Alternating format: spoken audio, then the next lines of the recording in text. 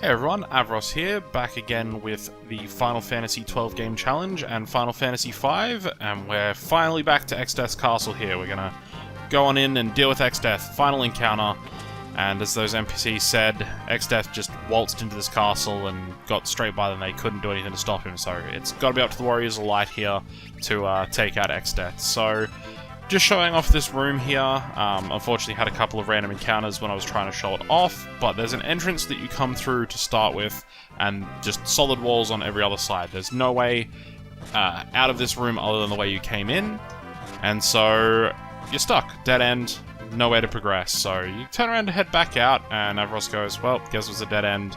But Kryl seems to see something everyone else doesn't. And so she's like, hang on, this is all an illusion created by Exdeath to stop us progressing. And Lena asks if she's certain, and she's like, yep, okay, Galuf, lend me your strength. And she prays to her grandfather, who has passed on, and is trying to get help from him. And Kelga somehow realizes everybody else is dead, and he himself is dying. Either he was really unwell when he fought Avros, or we've inadvertently killed him. And he says it's nearing time for the longest of rests. And clearly, Kryl's prayer reached Galuf here because his spirit shows up, appears to Kelga, who realizes it's Galuf and is requesting help for Kryl. And then he leaves, and Kelga's like, alright, I've got this. Everyone, give me your strength. And they're all like, you know, what do you want? And he's like, we need to get rid of the illusion in Exdeath's castle. This is my last wish, last command. Send all your power to Exdeath's castle to rend this illusion. I don't know if this is just a folklore thing that I'm not aware of, but apparently werewolves are good at getting rid of illusions, because all these werewolves give their energy over, and it shows up in the castle here to back everybody up. Kryl says she sees a wolfman with her grandfather, and Avros realizes it has to be Kelga, which means that he's sadly realized Kelga is dead, and we get to see the true nature of Exdeath's castle on our second visit, and it's not very nice looking with all those fleshy walls and pulsating hearts and chests and everything like that. So we're going to press on here and find a empty chest. I haven't shown too many of the chests you open out through the game, but there's not really that many that are empty. Like, this is a bit of a weird occurrence to run into a chest here that's empty. I don't think there is actually any other empty ones other than the one that's filled with poison gas on the island that I did show off. So, you start going up the stairs here, and hey, it's everyone's favorite character, or at least my favorite character, Gilgamesh, and he's here, and everyone's like, oh jeez, Gilgamesh. Haha, looking for something? Well, guess what? I already took the treasure, so that explains why the chest is empty. Oh, you guys are so burnt. So, Gilgamesh is back again to mess with us, and the party and Gilgamesh face off, and here's our final encounter with Gilgamesh. So, he opens up by shrinking Avros there with a Lilliputian lyric, and one of my confusing things in this game, apparently mallets make you increase in size as the restorative item, and Gilgamesh, I guess, doesn't like Avros too much because he decides to put him to sleep here, and so just 2 attacks in a row, both targeted on Avros, and Kryl's taken over all of Galuf's roles, as I mentioned, so she's our time magic sort of red mage summoner here, and she's going to go ahead and summon Golem and our new summon we picked up in Exdeath's castle, Carbuncle. So Golem will protect us from physical damage with his hands, and Carbuncle will set Reflect on everybody, meaning that we can't really heal anyone with magic here, because the spells will actually reflect off them and back onto Gilgamesh. So we need to get creative with our healing and how we keep everyone topped off to full health here. So what we're actually going to use, of course, is the Blood Sword on Lena to heal herself, and unfortunately she gets rocket punched here and confused, so we're going to use Kryl to try and break that confusion with an attack, because that's how you do that, but Gilgamesh also hit her and did a lot of damage. But one way we can get around Reflect and make sure spells don't reflect is to use White Wind from the Blue Mage, and that will heal everybody for Avros's current health, and ignores Reflect. So that's how we can keep everyone healed up here for the short duration we have Reflect through in Carbuncle. Just trying to prevent Gilgamesh from using too many spells here, and basically the rest of this fight is pretty standard. We'll use dual cast a lot on Kryl and Faris because they're our 2 major casters, and double cure there will keep everybody healed up nicely. Avros is going to resort to using some of his blue magic, mostly 1000 needles, as the hitting for 1000 damage is pretty potent. And Lena is going to use a Blizzard Enchanted Spellblade there with Rapid Fire and just do as much damage as possible. So we're going to use our Time Magic here to get haste on everybody, as well as start putting up regen onto some of the characters we want to keep alive. That'll make sure that they heal a little bit of health every once in a while. I think it's every round. It might be a little bit more frequent than that. But at least that'll keep everyone's health sort of topped up a bit.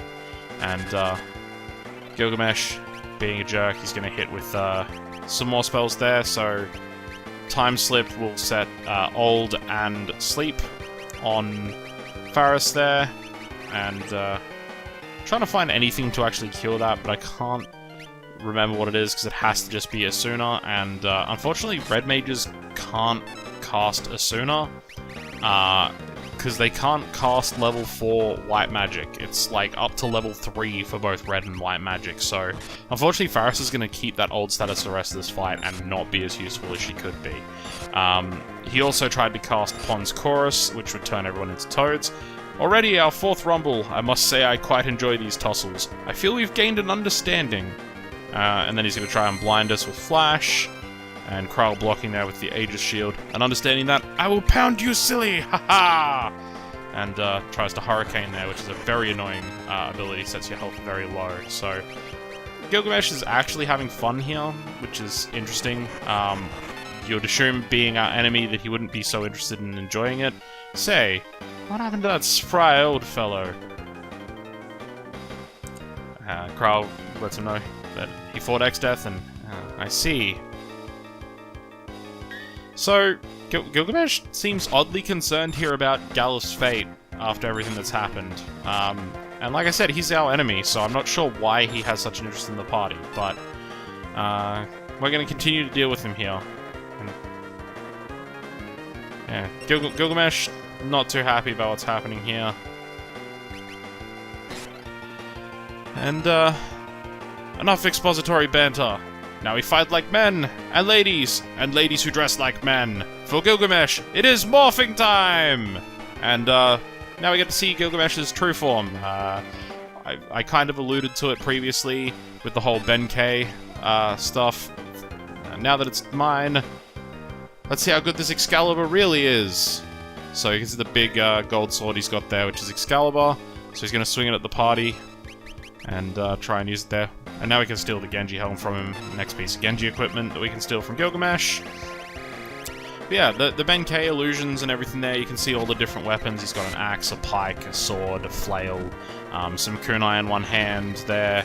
And yeah, this is what Gilgamesh really looks like, and he has a lot of weapons.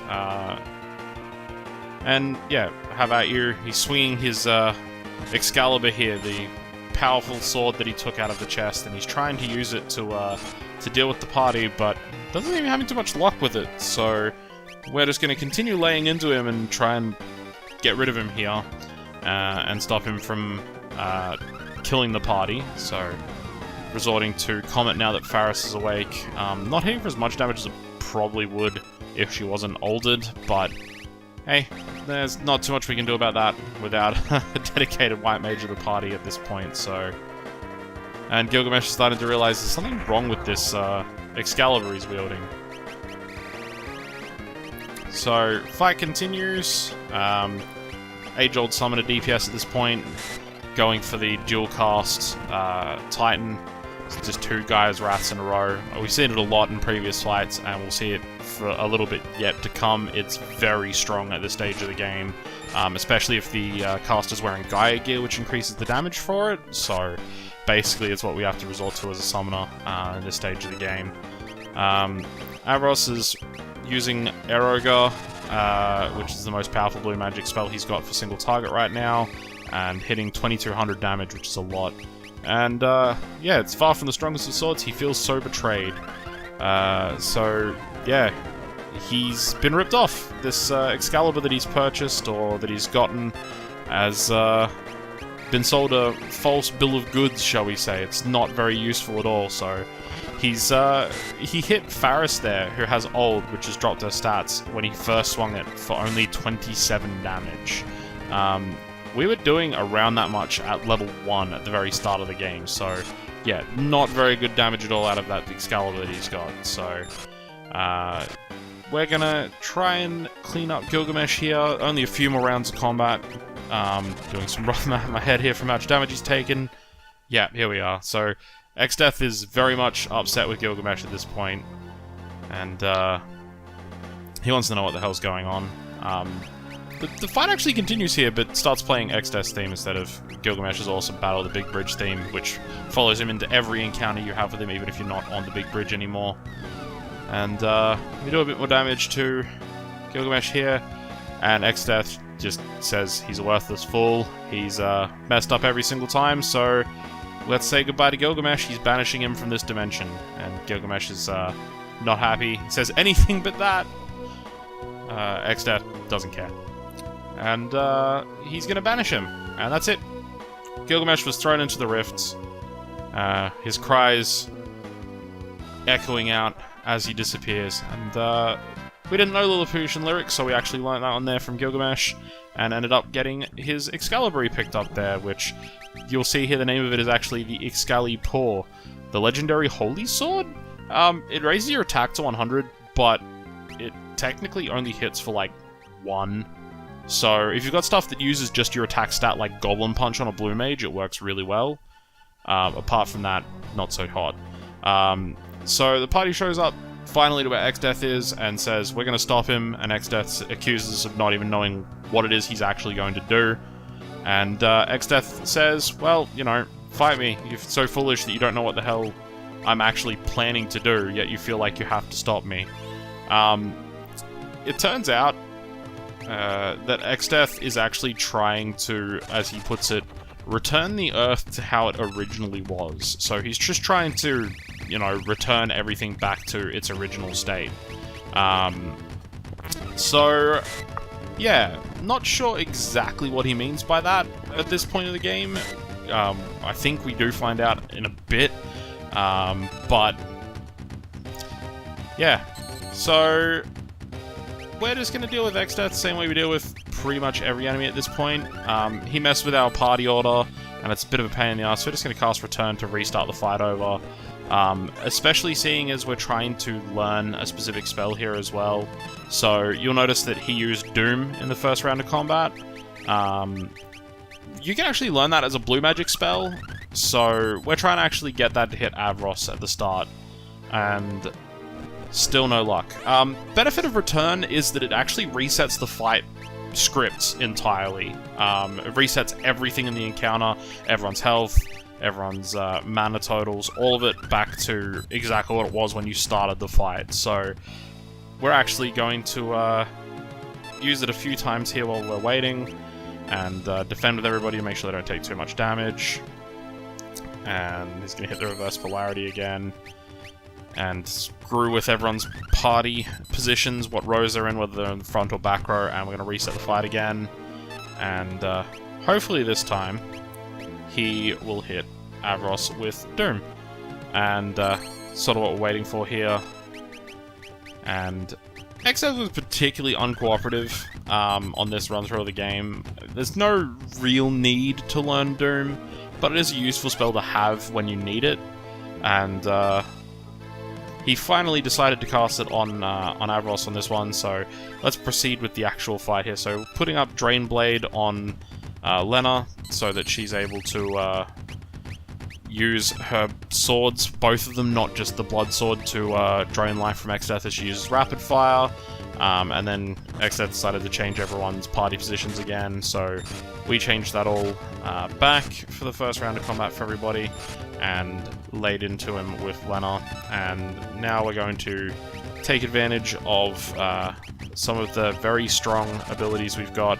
Trying to actually hit him with Off Guard there from Avros. Off Guard's a blue magic ability that reduces the target's defenses, and it has a very low hit rate on bosses, but if it works, it does increase everyone's damage, so it can be useful to use.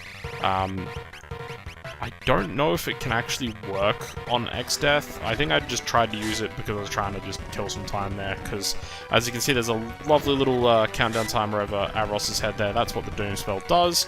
It gives them 30 seconds-ish. It doesn't really count down exactly one every second, but does cause them to have 30 seconds to live before they die.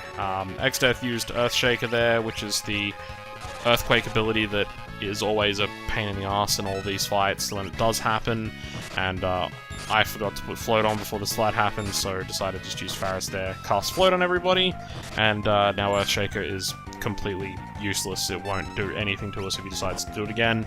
So Exdeath decides to go with Vacuum Wave and Hurricane as two of his spells he does there.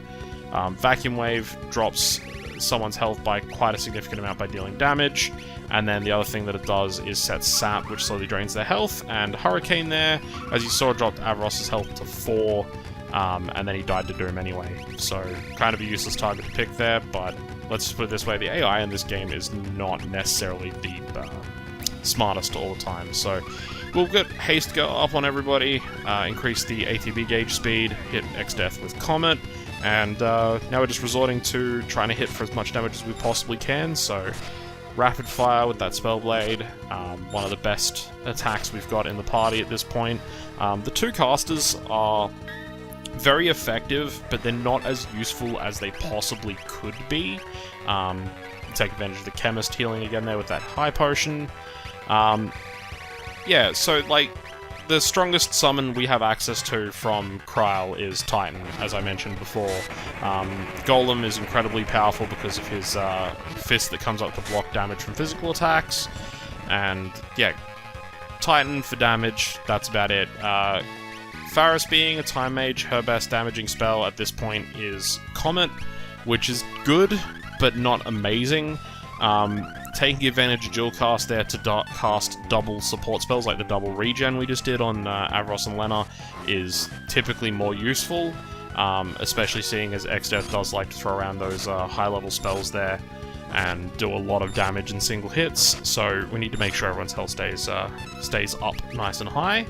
And yeah, that's sort of where our casters are at this point, so we're just going to use Goliath Tonic there with the mix ability from the Chemist on Avros, doubling his total HP, so now he's got over 2,000 HP, a lot more than anybody else in the party, so going to make sure while he's not floating there that he's not going to take too much damage and get himself killed, and continue just to wail away on Exdeath with Lena, and eventually we're going to do enough damage to get rid of him, and that'll be that. So, just going through, trying to set as much utility as we can on the party with Faris. Wasn't quite sure what I was going to do there with the second spell, but decided to go with Regen on Kryl, so now we got Regen on 3 people. And White Wind here from Avros with 2,500 health becomes a 2,500 heal, and now he's incredibly effective with that White Wind. As I said, it's heals for what his current health is, so with that doubled health total, he's now got the strongest healing in the game. Curaga, the max level white magic heal spell, is very, very potent, but it's not the same as having a Chemist Blue Mage with the Goliath Tonic ability on them. They can just have a stupid amount of health for that. And that's that. We've defeated Exdeath. So you'll notice he has that special sort of dusting effect there that some of the bosses have. And we learned Doom. And Exdeath's gone. There's no Exdeath there, but the crystals are still getting broken anyway. They're in these weird sort of mouth-looking things that all close with Exdeath being beaten and destroy the remaining 3 crystals. Keep in mind, Galf did destroy one that he could fight Exdeath in the last episode, and now we're in trouble. All the crystals are broken, and the party wakes up in the middle of nowhere. Exdeath's castle, nowhere to be found, and Avros finally wakes up, shakes it off, and gets up the rest of the party. And Lena realizes that that's Castle Tycoon that she can see. So we're back in our original world, and yeah, it's definitely Castle Tycoon. The Chancellor wants to talk to everybody. That's it. I guess we've beaten Exdeath, and this is the end of the game, so... the Chancellor welcomes back Lena and, as he calls Faris, Sarissa, and convinces them that with the king being dead and with Princess Sarissa returned, they need to have a celebration, and they're going to rule the kingdom together. So we get shoved by the guards and everyone worries about what's happening, and we basically get told that we're allowed to attend the banquet, and Faris goes off somewhere else to get changed and gets dressed up in a lovely cocktail dress, and Avros freaks out about how attractive she is and falls in love with her,